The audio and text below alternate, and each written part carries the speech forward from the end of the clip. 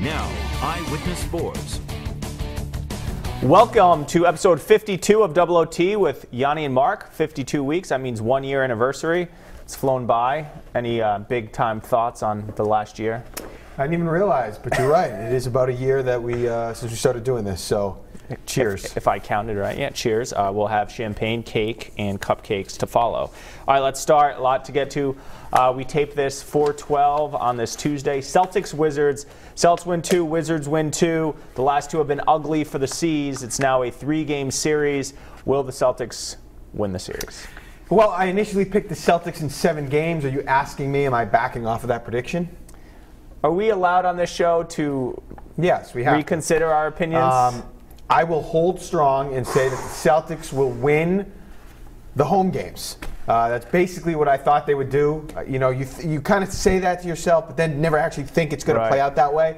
But that's the way it's playing out. So I'll hold serve and say that the Celtics will win the home games, win in Game 7, and advance to the Eastern Conference Finals. It's easy to become prisoner of the moment based on a given game. Sure. There's so many highs, so many lows. Right. I mean, after Game 2, we were all handing out contracts to Isaiah Thomas. Now he stinks. So I'm going to just wait and see what happens in Game 5, but I'll predict that they win Game 5 and then win Game 7. All right, I also had Celtics winning in 7, but I'm going to backtrack, and I'm going to be a prisoner of the moment and say that the Wizards are going to win Games 5 and 6 and win 4 straight, much like the Celtics did to the Bulls last series. The reason, Mark, because it's not just the 2 games that the Celtics won where they looked good and then bad in 3 and 4. They're lucky that it's 2-2. They were down double digits in games 1 and 2. It took 53 points from Isaiah in game 2 to win that game. And just from a matchup standpoint, you saw Isaiah get roughed up. He complained about the refs in the second half of game 4. If he's not going offensively and they're rough and tough with him and he's not getting calls getting to the line, what are the Celtics doing for offense? They kind of just flame out. And then the Wizards, I liked the quote from Brad Stevens post-game, one of the games. He says, you wish if you just missed a shot, you could punt the ball into the stand so they could just reset their offense. When the Wizards are running and gunning and in transition with Beal and John Wall, they're tough to stop. And the Celtics defense, I mean, what is the Wizards averaging in terms of points scored in this series? I know they are one of the top teams in the league offensively, but I think the Celtics will get a boost at home. Game 5, the Garden should be rocking. I won't be shocked if they win Game 5, but I'm now on the Wizards wagon for this one, so I think they win in 6. And then... Well, let me just say this. First of all, if you have Isaiah Thomas on your team with the caliber of scorer that he is, there's no excuse to have a 26-0 run go against you. That should never, ever happen. Now, we've seen 60-0. We've seen 26-0. And some of that on Brad for not calling a timeout. Yeah, of course. There's plenty of blame to go around. But with Thomas especially, and other guys, somebody either drive to the lane, get fouled, throw it to a big. Isaiah, score. Somebody score. 26, it's just ridiculous. Pathetic. It's unacceptable. But you were just mentioning about the Celtics didn't play well in games 1 and 2. They did win the game. So you could argue that the Wizards have really carried the day in this year. I think there was a... But go ahead. Couldn't I just argue that the Celtics didn't play well and still found a way to win games 1 and 2? So if they put a full game together, they'd be in big-time business. There's some stat I saw, I'm going to be wrong on the specific number, but the Wizards have led like 75% of this series, or 80%. Right. They're usually leading. Sure. They've controlled the series for the most part. But again... a lot of highs, a lot of lows. Well, we've seen this from the Celtics all season long. They'll stink for a week and then be great the next week. And I think Brad, he said something to the effect of, I got some things lined up or concocted. Like, I think I don't know if it's going to be lineup related or, I mean. Well, on Tuesday, Isaiah Thomas did reiterate. You were there today, by the way. He did reiterate that he has to be more aggressive and have his foot on the gas pedal. What was the vibe? What were they feeling? Excited. They want to play. All right. Kelly Olynyk said that they wish the game was yesterday. Monday. Right. So they want to play, they want to get out there, and they should after that stinker, the 2 stinkers in Washington. But regardless of who wins, Celtics, Wizards, if it goes 7, it will be Cavs and it will be Warriors in the NBA Finals. It just will. With that being said, it would be the, 3rd year in a row that we would see that matchup in the finals. Is that good for the NBA? It's good for the NBA in terms of the NBA Finals itself because we want to see the 2 best teams. We want to see LeBron, Steph Curry, Kevin Durant, Draymond Green, all the best players in the NBA on one floor. And I think it's good in terms of rivalry to have the same teams year after year. this is the grudge match. The Warriors won 2 years ago. The Cavs won last year. So this is essentially a best-of-3 NBA Finals series. So I think from a Finals perspective, all 7 games, 6 games, whatever it'll be, will be great. Looking forward to that. From an NBA playoff perspective, I think it's bad, Mark, because there aren't really any worthy opponents, especially for the Cavs in the East. And in the West, you could say San Antonio and Houston, and we don't know how the Western Conference Finals will go. But I would like a little bit more parity in the playoffs. The playoffs have been a little bit of a dud so far. Like, in the NFL, there's usually a few teams that can get all the way there. In Major League Baseball, like you and I could have said, Cavs Warriors Finals back when the season started in October, and that's what it's going to be. I want there to be some more parity in the actual playoff run. But specific to the Finals, I'm glad it's these two. Okay. It isn't a disaster. But no, it's not good for the NBA. We like the matchup in the Finals. Right. But the lack of parity, as you said, and basically knowing the end of the show before you watch the season, not really the best thing. I don't think that, again, these are the 2 best teams. So, yes, that's what I want to see in the Finals, and it could be worse. I'd take this over just all dogs, and you don't see anything good. But like you said, you know who's going to be in the Finals before the year starts in October. And if they're not in the Finals, it's probably because of injury. And then the only reason the other team's in the Finals, everybody says, well, it's because LeBron got injured. How much fun is that? Sure. They won the championship or whatever, but LeBron was hurt. This guy won a major, but Tiger was hurt. Tiger didn't play in that major. Padraig Harrington won 3 majors in 2007, 2008. In the Lakers run in the 2000s, you didn't really know who was coming out of the East. It was Philly one year, it was Indiana one year, it was the Nets one year. Parity overall is better in sports. Well, look at the NFL. Unpredictability. The NFL you don't know who's of going to win. Even in baseball now. You don't know who's going to win. It's not just the Yankees. And we're going to talk about the Pats. You can say the Pats have a good shot at getting the Super Bowl. That's not a guarantee. No. And who's coming out of the NFC? Well, no one knows. knows. The football format aids that, obviously. Basketball. Right, the one-game playoff. If I was basketball, I would definitely make the first round best of 5. I like that better. Like that. It aids the underdog in the event of a massive upset. It's not great.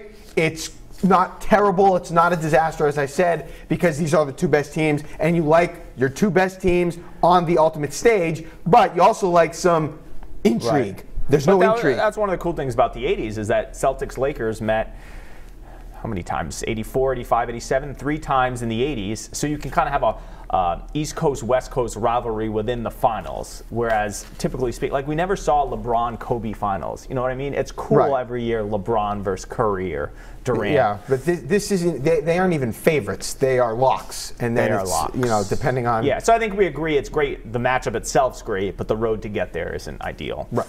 All right, let's switch gears to football. You were also at Gillette today. Brandon Cooks meeting with the media. Big offseason acquisition, first-round pick for him. What are realistic expectations for Cooks, who I looked up his stats, over 1,100 yards receiving the last 2 years, 84 catches 2 years ago, 78 last year. What are your expectations for him in terms of stats, in terms of just impact on the field? Now, unfortunately, I don't have all the numbers in front of me, but my expectations are huge. They're big. They're lofty.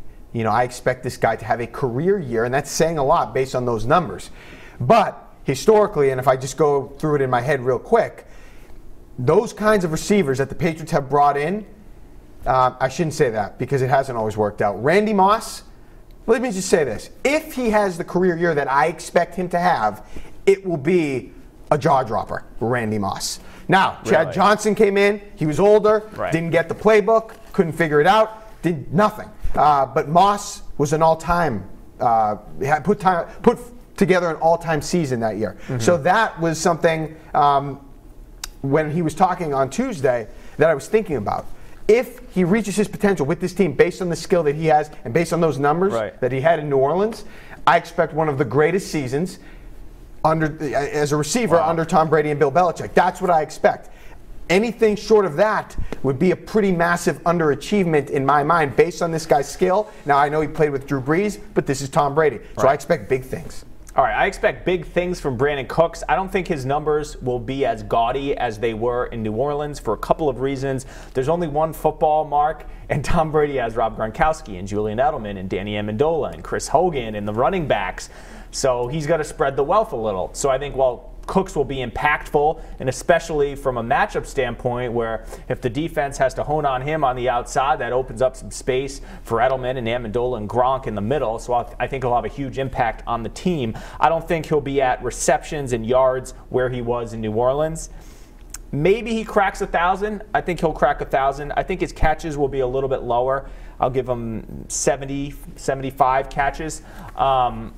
But so I don't think and one thing you have to remember about him playing with the Saints, how many times a game did Drew Brees throw the ball? They were down a lot. So, I didn't watch every Saints game. But the Saints had some they've had weapons in his tenure. So I think the most intriguing thing will be is, do they get the rapport game one? Like Moss, game one versus the Jets in 07, 80 yards, whatever it was, gone. It was instantaneous. Or is this a thing where slowly, game 4, game 5, game 6, hopefully for the Patriots, it's instantaneous. But if, first couple weeks, he's going to go with the tried and true, all right, Gronk, Edelman, James White, what have you, then we'll see. But I think, it's been a while since they've had a legitimate outside burner. You know what? I think his impact will be is Deshaun Jackson a fair comp? Yeah. A lot of maybe 70-yard touchdowns, but maybe fewer catches per game?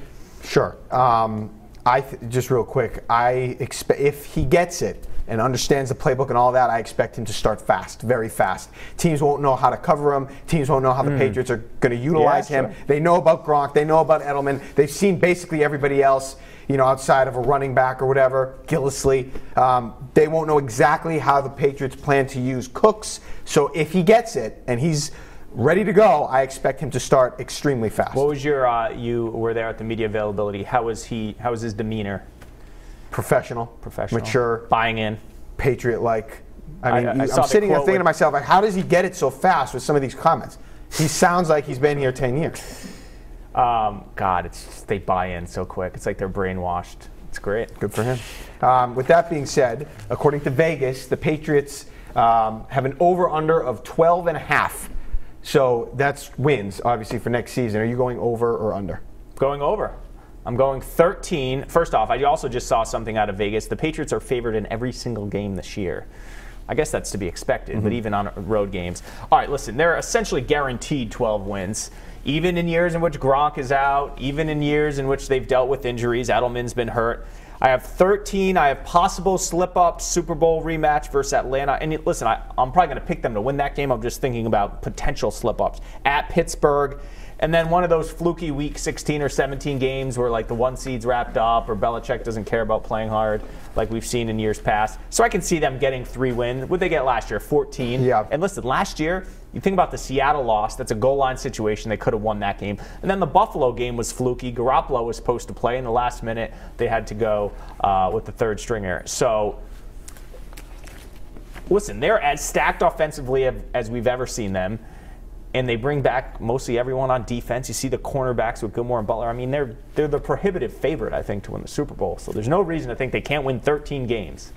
Before I just answer this question, it's funny because every year, historically, the last few years, I've picked them to go 12-4 or whatever. And then every time they lose, I'm shocked. I'm surprised, even though I picked them to lose 4 times. It's hard to pinpoint games for them to lose. As far as answering this question, over. In fact, I'm picking them to go undefeated. Whoa, I'll pick them to go 16-0. I will pick them. We'll see what happens with injuries and training camp and contracts. Undefeated. I will pick them to go 16-0. Listen, they loaded up. They made no bones about it this offseason. Bill Belichick altered the way he did things as far as signing guys, as far as being aggressive in free agency. There is a reason for that, and I expect that mentality to continue. Whether it's game planning, whether it's preparation, whether it's managing players down the stretch of the season, this pedal to the metal mentality is here to stay in my mind. So I am on board. I think they're going for something. They changed the way they did things. There was a reason for it, and I can't wait this fall to see what that reason was, and we're going to find out. I think 16-0. I'm going to go way over. If they go under this, aside from some ridiculous injury, injuries. I think 13 wins is conservative. You could easily say 14. That may be your hottest hot take ever on the show. I don't think it's that hot. I mean, this is a team that is stacked. They just won the Super Bowl, and they're bringing people only back. One team ever has gone undefeated, the 72 Dolphins, and that was only 14. Yeah, well, I said 16-0. I didn't say 19-0. Do you think this team is better than 07? Absolutely. Absolutely. That was an aging defense. Aging. What was that? I said it was aging. This was Randy Moss. I think they have better. They're better suited. This defense is better. This cornerback tandem is better. The defensive line is emerging. We don't even know what Trey Flowers will be. He could be a freaking star next year. Unbelievable. A star. We don't know. I mean, I would bet there's a better chance that Trey Flowers is a star than a bust based on what we've seen and the Super Bowl he had. Hightower's back. It's the best cornerback tandem they've ever had. Devin McCourty. We still don't know about Jason McCourty. Is it He's still out there. too good to be true? Is there something going to happen? There's always an element to that. There's going to be a hole somewhere? Yeah. I mean, listen, the NFL, you know how the NFL is. As soon as you think and make it a lock that this is going to happen, it doesn't happen. The Patriots are going to crush the Falcons. I mean, listen, if their left tackle goes down and their center, like 2 years ago when they had a revolving door at the offensive line, that could cause some problems. Brady's on his butt all day. In my opinion, you know where this over-under would be applicable? If Jimmy G was the starting quarterback. Then we could talk about 12.5 wins. Tom Brady plays 16 games. Forget it. All right, where are we now? All right, Red Sox. We're switching gears to baseball. Maybe some better pitching with Chris Sale, even though we're waiting on David Price a year ago. Last year they had Big Poppy, a better offense. So as we stand here in early May, Red Sox in better shape now or 365 days ago? They were in better shape last year. Right now they could turn it around. Things could change, but they were in better shape last year based on everything that was going on.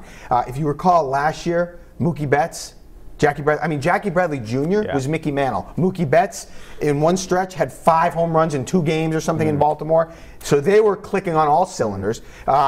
Rick Porcello was pitching at a Cy Young level. Right. David Price, efficient. And they had David Ortiz, the biggest bat that we've seen in the last 25 years with the Red Sox. So that is, you can't ignore that. Now, they have Chris Sale, and he right now is pitching at a Pedro level, at a Josh Beckett 07 level. That's huge.